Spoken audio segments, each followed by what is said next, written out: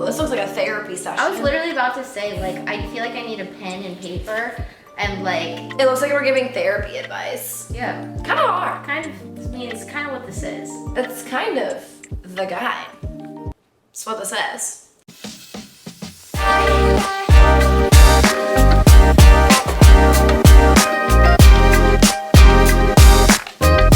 Welcome back to the guide. Welcome back to 97's YouTube channel. Welcome back. This week, we are talking about rejection. Wah, wah, wah. And as we were kind of like discussing this topic, we were like, okay, rejection is the same across all platforms, whether it's work, a relationship, a friendship, with your parents, school.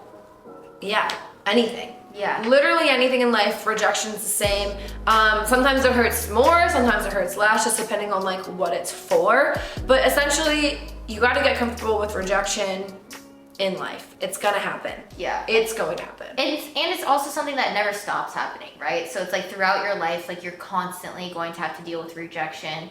And like, I feel like learning how to like properly deal with it is something that you're never taught. Like nobody teaches you how to deal with rejection because a lot of people don't even teach you that rejection is like a part of life, right? Right. And so you get into like the working world. Totally. Honestly, like for me, I'm a sales rep, so the biggest thing for me is like we're learned to like get comfortable with hearing no. Yeah.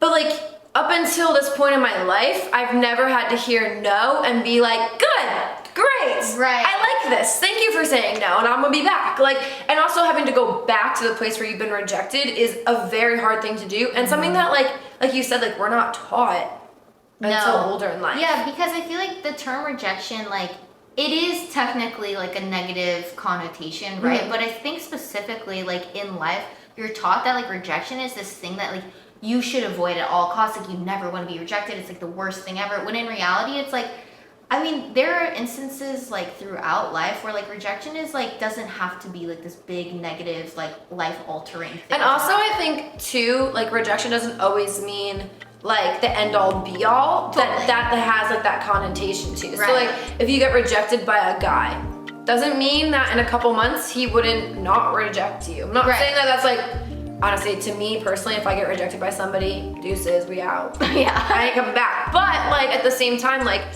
he might have just not been ready, or he might have not been, or she might have not been like in a good mental state. So rejection is just something that is part of life, and you gotta get used to.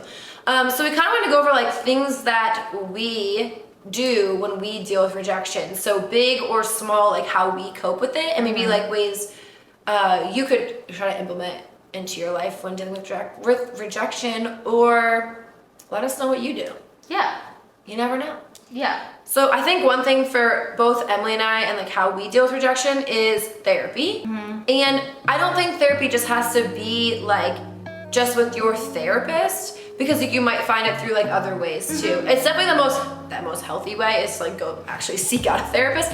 But like you can have therapy in other ways, like for you, like it might be painting. It might be singing. It might be going to the gym. But like what's that like outlet?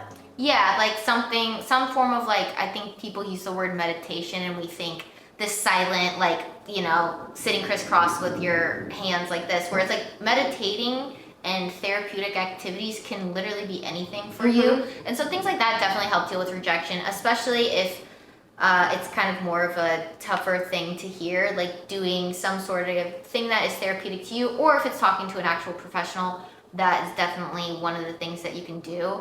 I think for me, to deal with rejection, one of the things that like I've done throughout my life is just almost like preparing yourself for it. And that sounds silly, but like sometimes like you can see a breakup coming, or you can see maybe a job opportunity not going out the way you think it's going to, or you can see you're like, I don't know, maybe I'm not going to get into school that I wanted to.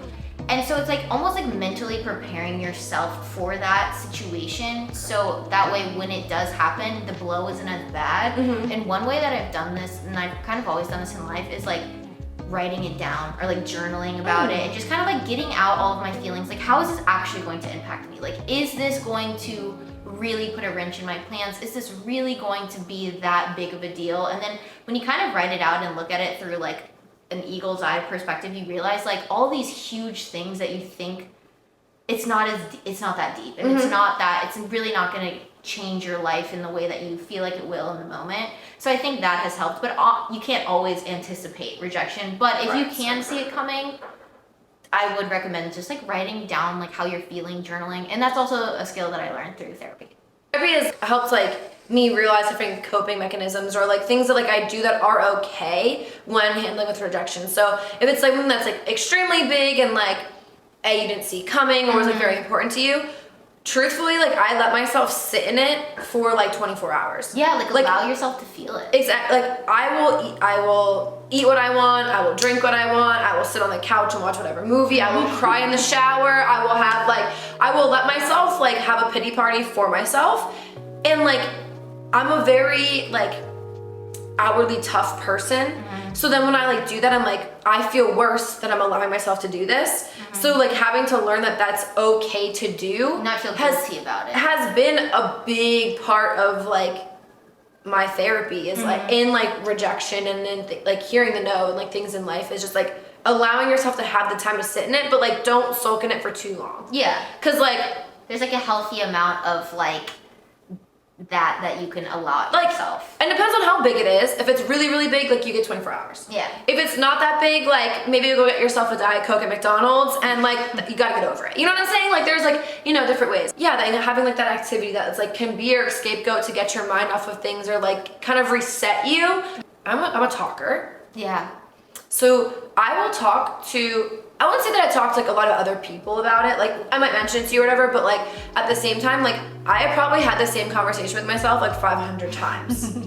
The same one. Like I'm just walking around my house, talking about it. I'm doing laundry, I'm talking about it. I'm sitting on the couch watching TV, I'm talking about it. But like to me, like the more I talk about it, the more I get it out, the better I feel later. Yeah, because I think a lot of times, like, just talking it out or, like, really thinking about the situation, you're able to realize, like, okay, like, it's really not as bad as I, like, thought it was. Different perspectives. Totally. Like, that's another big part of rejection is, like, you cannot put the blame on yourself because a lot of the time it's something that's out of your control. You cannot hold all of that onto yourself, and you have to kind of realize, like, things in life play out for a reason, and like a lot of the time it's not gonna be the outcome that you either anticipated or you were hoping for.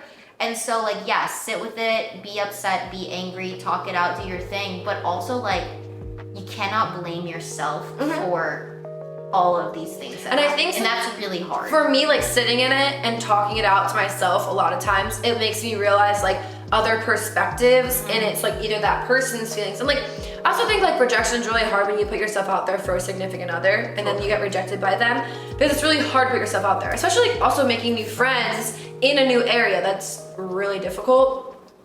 But like you also have to realize like it's okay. Because honestly, you not being my partner, you not being my friend is going to bring a better partner, a better friend, or a better opportunity, or a better job, or whatever it is. Like, the perspective you have to have is that like something better will come. That's really it. Yeah.